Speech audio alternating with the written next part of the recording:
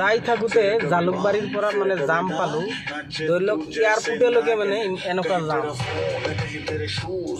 যাব পৰা নাই, মানে এনেকুৱা জাম, মানে গাড়ী চলাবই পৰা নাই। 1 নম্বৰ 2 নম্বৰ 1 নম্বৰ 2 নম্বৰ তেনেকুৱা গৈ আছে।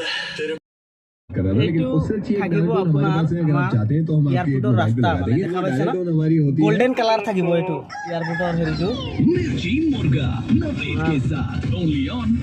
গাড়ীটো ৰখাব পাৰিলে ভালকৈ দেখাব পাৰিলে হয়।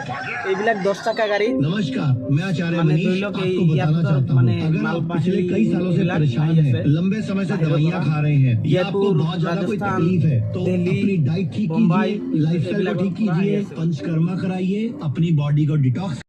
যাই থাকোঁতে ৰাস্তাত মানে ভোক লাগি গ'ল, গাড়ীটো মানে ব্ৰেক মাৰিলোঁ, গাড়ী ৰখাইছোঁ তাত, এইটো হোটেলত ৰাখিছোঁ, মানে ব্ৰেকফাষ্ট কৰিম এতিয়া।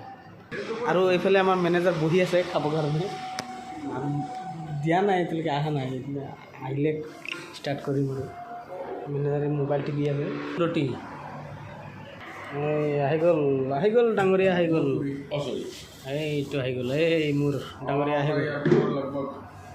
এইফালে মেনেজাৰে কিবা কথা পাতি আছে, ক'ৰবাত কফি আহি গ'ল, এইফালে খাই আছে মেনেজাৰে কক কক কক কক কৰি।